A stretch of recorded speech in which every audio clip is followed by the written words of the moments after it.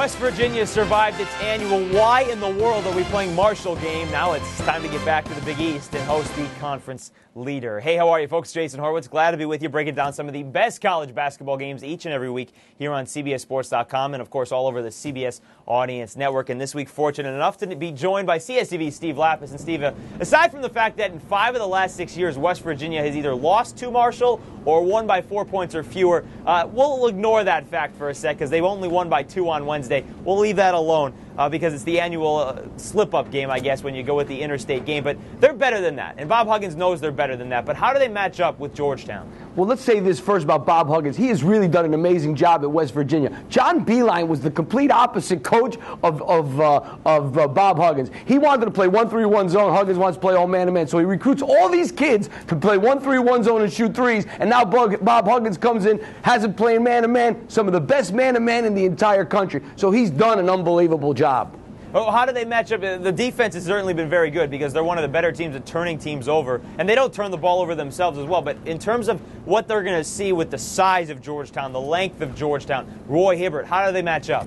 Bad matchup. They don't have an inside guy, and every time they've played against a good inside guy, I mean, Luke Harangati had a huge game from Notre Dame against them. So that's the thing that they struggle with. And Roy Hibbert is capable of having a big game in this matchup because they don't have inside players. They have a bunch of guys that can shoot threes. There's no doubt about it. But Georgetown does a great job of controlling tempo, and on the road, controlling tempo is so important. And I think Georgetown is capable of running that half-court offense. And you made a good point. West Virginia doesn't turn it over. Guess what? Georgetown, for a top team, only forces 12 turnovers a game. So they don't rely on turnovers to win the game. So the fact that West Virginia doesn't turn it over, that doesn't bother Georgetown. They'll go out there and methodically run their half-court stuff, especially since West Virginia is a pressure man-to-man team. They like that even better because it'll open up more backdoor cuts for them. So I think that West Virginia, that in this game here, Georgetown really has a lot of matchups in their favor. And a lot of that goes with Austin Freeman and DeJuan Summers, and there's just so many guys that are athletic right now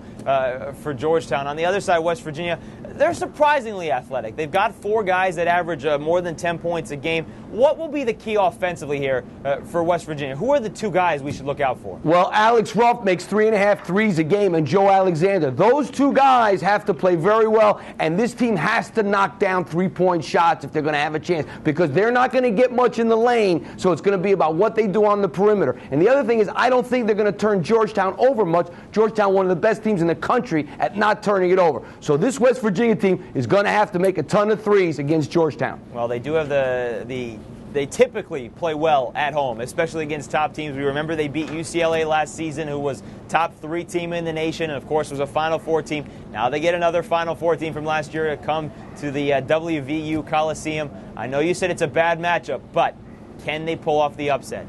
No, I think Georgetown's going to win the game. It's going to be a great game. It's going to be a close game. But I think Georgetown in the end, because of what they're able to do in the half court and controlling the tempo. And you know what else about Georgetown? This is a seasoned team. They've been in a lot of wars on the road. I think Georgetown's going to sneak this one out. Yeah, they certainly have been in a lot of close games, and that included Monday night when they beat Syracuse by 2 points in overtime and survived the roll in and out there from Johnny Flynn. Steve Lappas, thank you very much, sir, and we'll see you on CSTV this weekend. Thank you. Folks, the 2 tip it off at 7 p.m. Eastern. For more on this game or any other this weekend in college hoops, be sure to stay with CBSSports.com. Watch everything else all over the CBS Audience Network. For Steve Lappas, I'm Jason Horowitz. Take care.